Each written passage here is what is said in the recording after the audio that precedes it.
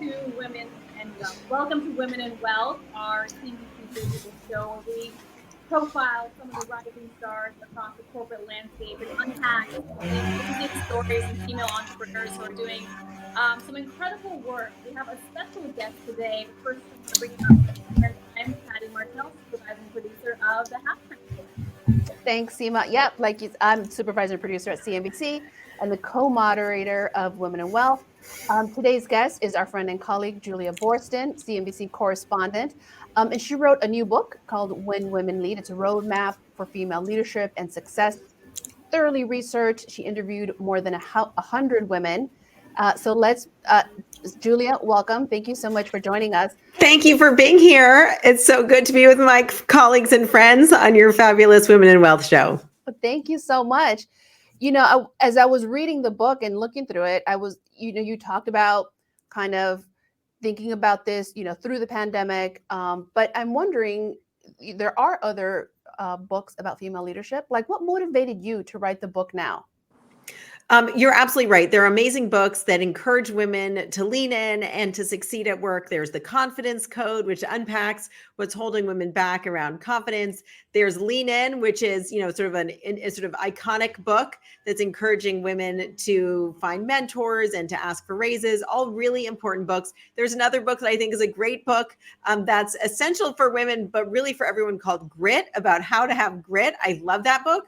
But my book is really different. What I really wanted to do is tell some stories. We're journalists. We show, not tell. And though it is important to urge women to do what it takes to succeed, I wanted to show some key examples. And the reason for that is I think having these models out there of successful women who look in all sorts of different ways. They come in all sorts of shapes and sizes, all different backgrounds, different racial ethnicities, different outlooks on the world, to just sort of show the diversity of success stories. And I think in the media, there's a focus and a fascination with some female leaders who have failed spectacularly. And what I wanted to do is to provide a counterpoint for that, not just telling you what to do. I'm not telling you to lean in. I'm saying, look at these inspiring stories of women.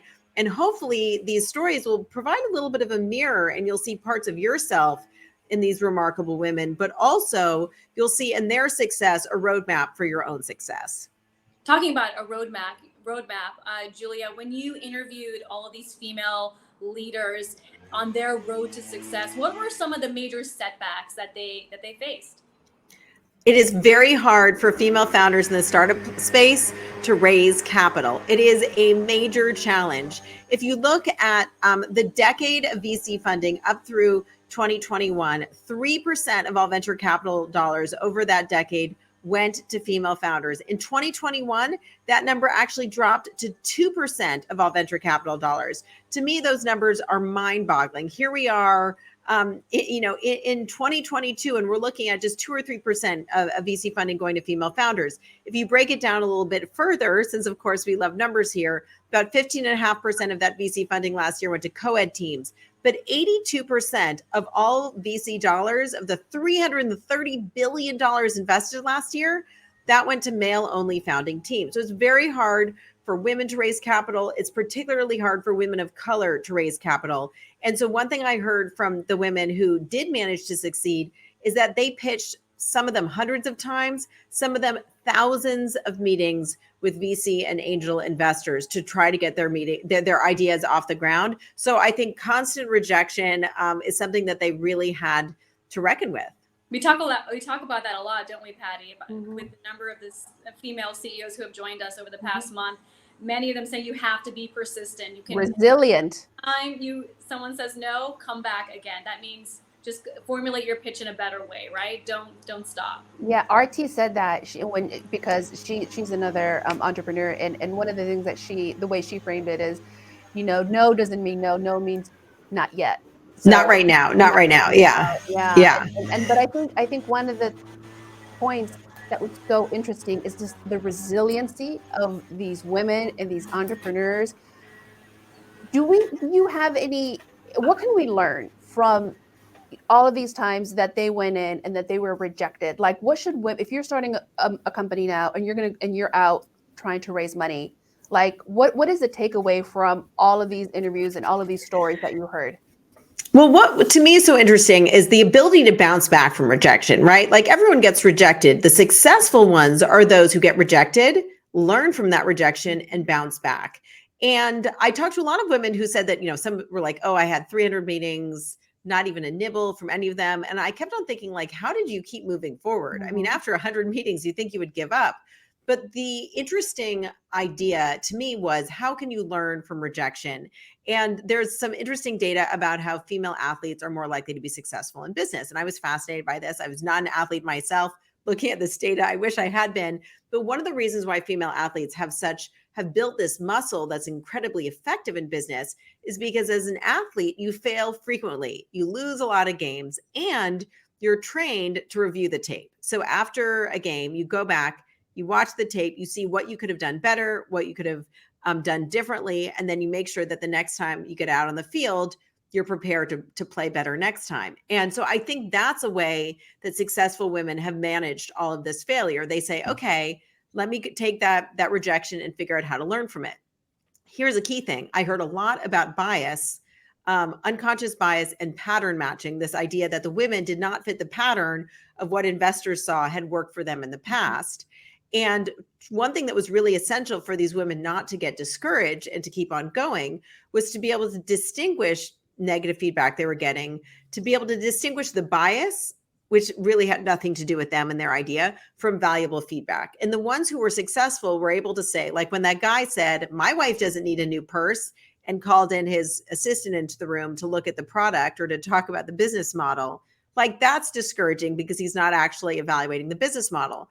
But if you can take the experience and figure out what part of that experience and what part of the negative experience may simply be a reflection of the person's bias and needs to be sort of separated from your own internalization of that, then you can actually say, okay, what's the valuable feedback here? And I think having the data and research that I share in my book about how women are often treated differently, say in pitch meetings, I think then you could know, okay, here's what my takeaway is. Here's the ways in which his comments were totally irrelevant and very biased and reflecting his own experiences. And then here's how I'm going to be better next time. And another common theme that emerged from some of the conversations that you had with these female executives, Julia, is if they didn't have a mentor, they found one. If they didn't have a support group, they sort of created their own personal board of directors, individuals who could help them figure out how to develop on a professional level and on a personal level. How did they really do that, though? Any advice for individuals who are watching who want to create that level, that relationship with someone and make them a mentor in their life? Yeah, it's interesting. I mean, I think about the example of Jennifer Hyman, founder of Rent the Runway, and very early in her career, very early before Rent the Runway was a prevalent thing, she reached out to the CEOs of department stores, which ultimately you would think that maybe Rent the Runway was competing with, but she went to them and said, I want to talk to you about the business, the challenges of the business, how it's evolving. Now, that wasn't a traditional mentorship role or traditional mentorship relationship, but she learned from them and she told them what she was seeing. So as they talk more and more about how mentors learn from their mentees, she was saying, I'm going to bring something to this equation, but I'm also going to learn from you. And I think you never know where your best advice is going to come from. And reaching out to people who may seem like rivals can be a great way to learn and also forge valuable relationships down the line. So that's why I think people need to look outside of the box. Your mentor may not just be your boss or someone who's more senior than you in your organization. A mentor may come from somewhere else entirely. The other thing that was so interesting in digging into these stories is the importance of having a network of colleagues or not colleagues, a network of sort of your cohort of people who are at your level. And it's very important to have people to give you professional advice and hold you accountable on your professional goals who are not necessarily your direct colleagues and who are not your friends. You need a different type of people to be your business network. And so there are a lot of organizations right now that are really building these cohorts, whether it's like Chief, which is an executive for women at the VP level or above, or an organization called The Crew, which coaches women on how to coach each other to find professional success. Or if you're in the startup world, All Raise has these cohorts of startups that are at the same level. So the idea is that everyone benefits if they have a diverse network of people that they can get advice from and feedback on. And sometimes those people will say, hey, last year you said you were going to be pushing for that promotion, or last year you said you were going to be launching your product by now. Like, where is it? So you need people who are not going to be just saying, good job, you're trying so hard, I'm so proud of you. You need people who are going to be honest with you and really push you. Speaking of promotions, how should women talk about money? Well, I think it's stigmatized. Women don't like talking about money. They don't like asking each other for professional help. That is a socialized thing. Women, there was one study that actually said that women find it icky. The word icky was used in an academic study for women to ask their network or their friends for professional help. The thing is that men feel very comfortable with that. Men feel very comfortable saying, oh, hey, there's this job opening. Oh, hey, I heard about this investment. Did you talk to this guy about this opportunity? And they don't feel weird about that. But somehow we have been socialized to understand that friends are friends. You never want to make them uncomfortable. And the study actually found that women are very comfortable offering help, but they're not comfortable asking for help. So I think whether it's a promotion, which, or asking for help to try to navigate the tough world of being at a company, you need to sort of understand that we should break free of the stigma and figure out how to advocate for ourselves. There's also really interesting data about women and negotiation. Some research has found that men are stronger negotiators than women are, but here's the really surprising thing. Women negotiating on behalf of other people, those are the strongest negotiators. So women negotiating on behalf of other people are stronger than men in negotiation. What that shows me is that women are amazing negotiators. They just maybe don't feel as comfortable advocating just on behalf of themselves.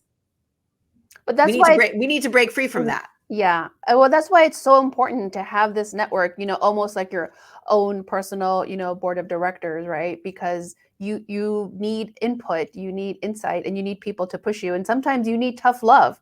I know that I've had a friend and a mentor, here at CNBC, had to tell me something that I needed to hear. It wasn't, necessarily nice, but I needed to hear it, and I learned from it, and I grew.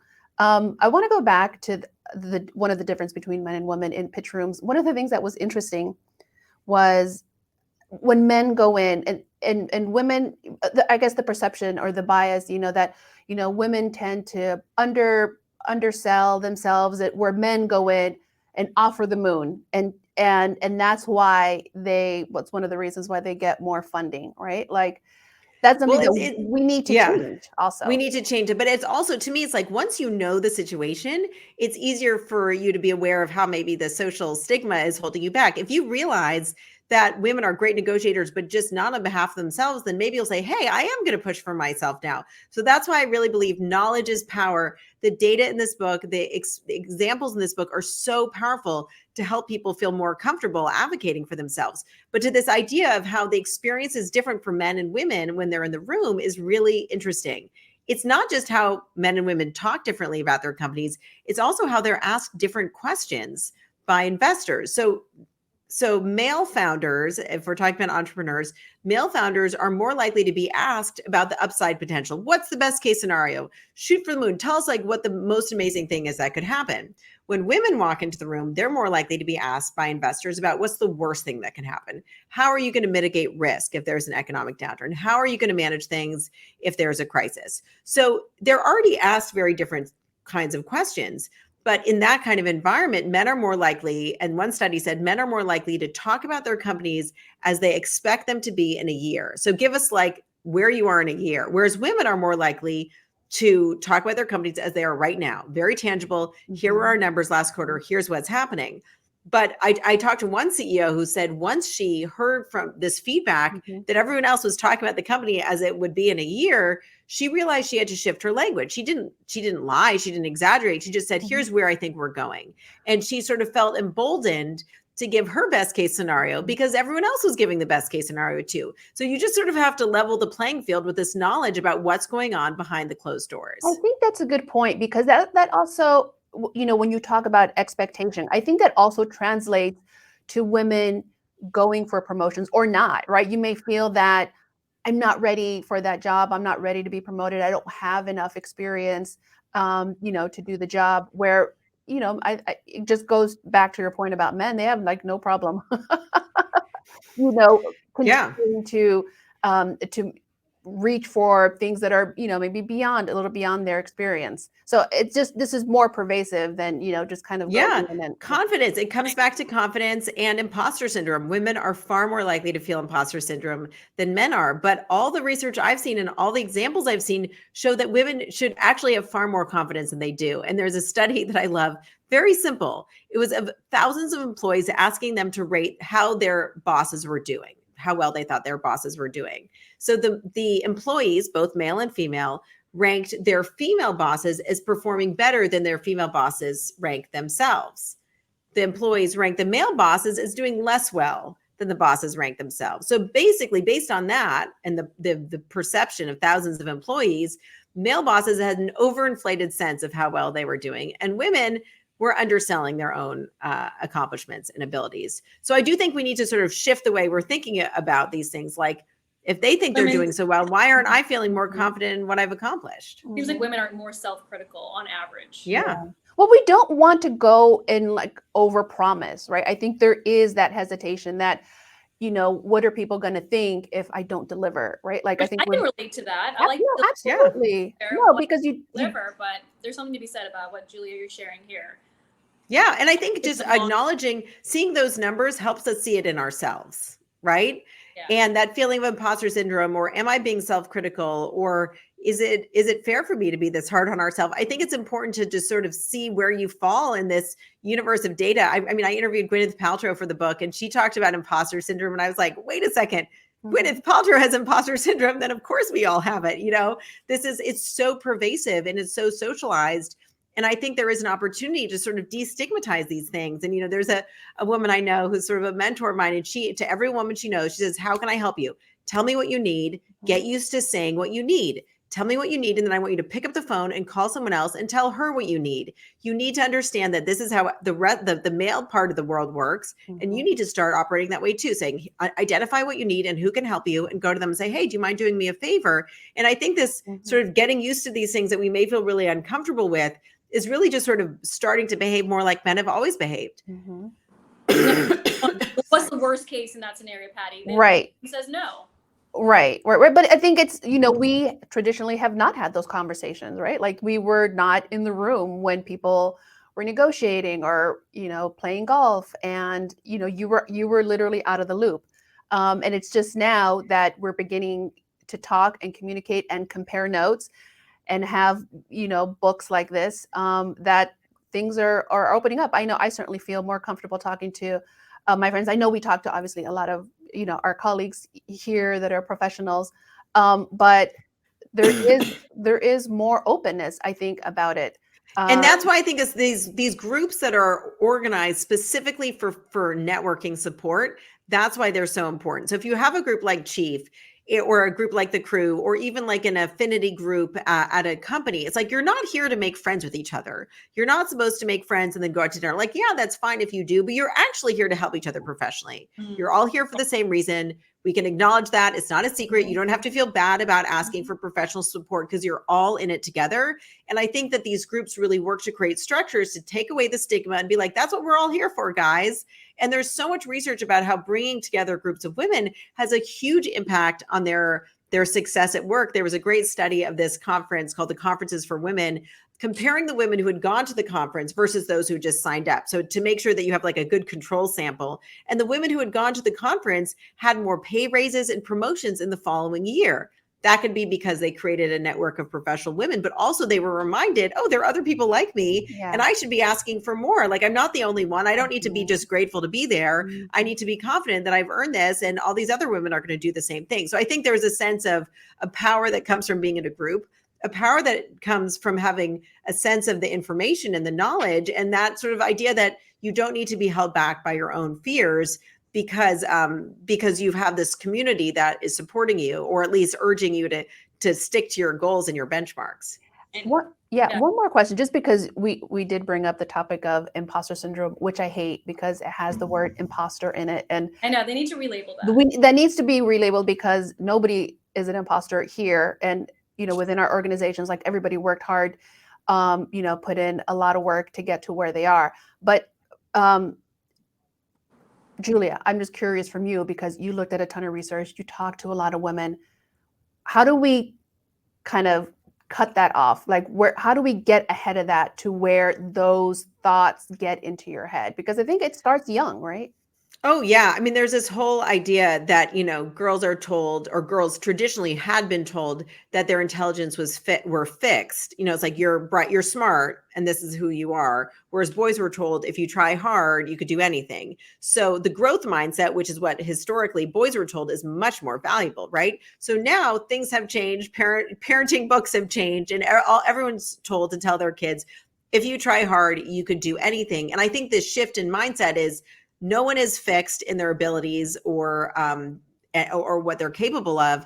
If you try hard, everything is, the world is your oyster.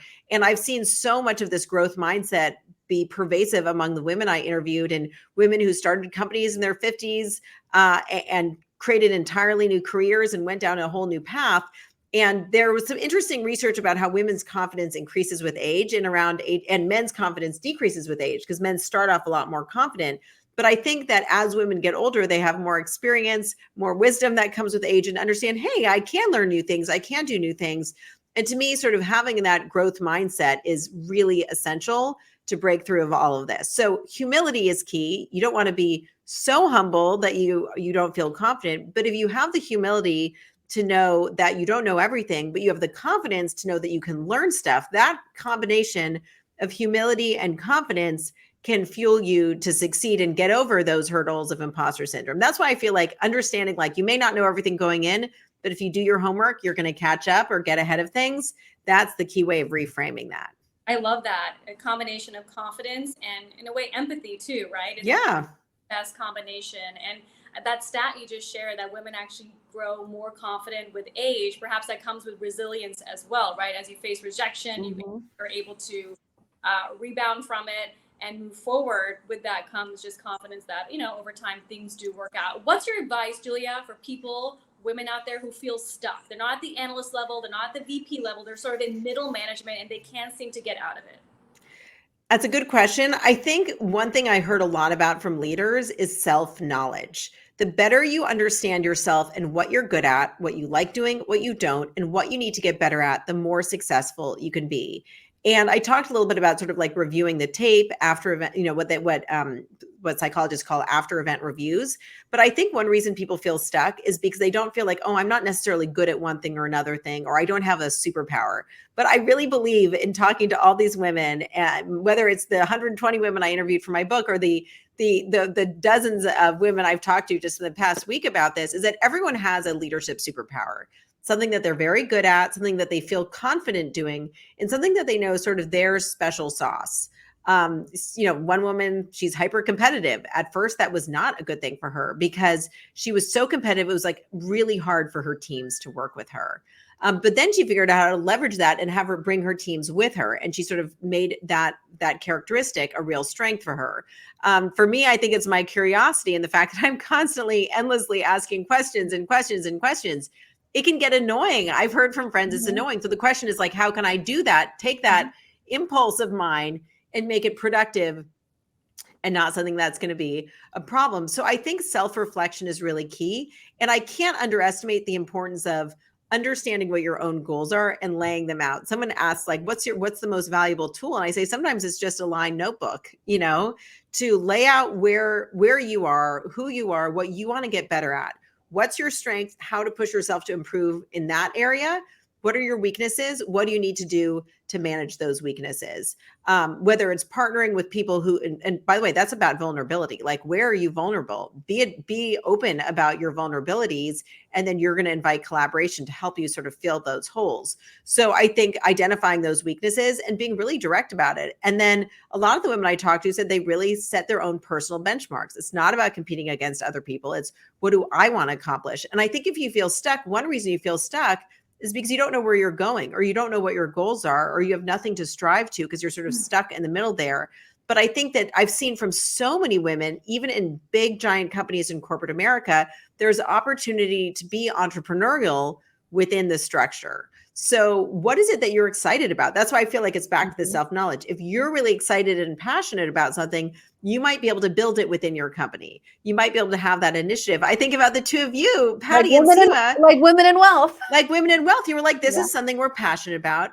And Yeah. you were entrepreneurial. You created Mhm. your own little thing within the Mhm. giant thing of CNBC. Mhm. I was entrepreneurial with creating the Disruptor 50. Mhm. But I think identifying your passion and your strengths is essential. You can't know what you want to be excited to go build unless you realize what you're most excited about. So I think that self-reflection is like step number one. What I'm hearing from you is sort of just like staying solution oriented too, like in those moments, which I think. Yes. Yeah. If you're frustrated, but like, what is it that you want to do? What is it that you're excited to do? And And take that passion and articulate it. channel it. Articulate it. Be very Yeah. clear, because I think a lot of times you don't want to come across as too ambitious, asking for too much, or just I think you need to be very clear. I mean, this is personally something that I have learned. You have to tell people. You can't wait for them to try to figure out what you want to do. Like you have to be direct and clear with the road, what your goals are and the road you want to take. Absolutely. But I think being clear with yourself is the And first yourself, step. yeah. It's really like once you figured out that you were really passionate about women in wealth, then you could take the steps of figuring out what you had to do with it and then selling everyone on this idea. But I feel like first you have to say, like, what makes me excited to get out of bed in the morning? Because that's the thing that you're going to be most successful at. Passion and purpose translate into success, because nothing can compete with something that you're really excited about. Julia, you should be a motivational speaker. I know. I'm inspired. Just I'm too busy with my day job on CNBC, but I'm really excited to share this book. Everyone has to get it. You can see mine is marked up. Yep. A lot of notes here. That was mine. Well, Julia, this has been a wonderful conversation. I could talk all day to you about this and about the book and all the other interesting things you're doing. So thank you so much for spending time with us. And we will have you back on Women in Wealth. Thank you. I want to come back anytime. I feel very lucky to work with such amazing, inspiring women. I love watching you be entrepreneurial. It makes me want to be more entrepreneurial. And I think it's just great to see how we can all help each other. And I want to see more of that out in the world. And it's great that we work for a company that was supportive and was helpful and, let us run with it the way and they see value. They see value in women like us pursuing our passions. They understand that we're going to work hard on those things and it's going to make them more successful as well. So we're grateful for you all, and also grateful to be at such a supportive company. See, so motivational. My goodness. On that note, Julia, thank you. Thank you, Julia. Thank you so much. Okay, bye. Seem, I noticed one other thing that we want to talk about is you recently were at a big event, and I think we have to mention it. Sure, happy to. I recently was invited by the White House to go down to DC, and the White House celebrated Diwali, which is India's most celebrated holiday. It's the festival of lights. The whole meaning of it is when light conquers darkness, or finding the light. Either way, it was a really special event to see. No matter who's in office, just the idea that the White House is celebrating and honoring the Indian diaspora here in the United States. It was a special moment for sure. I think it also speaks to just how this community, this base is growing quickly here in the United States. And a beautiful holiday also. Yes. Good message. Well, thank you everyone for joining us here on Women in Wealth. Thank you, Seem, and thank you again to Julia Boorstin. We'll see you soon.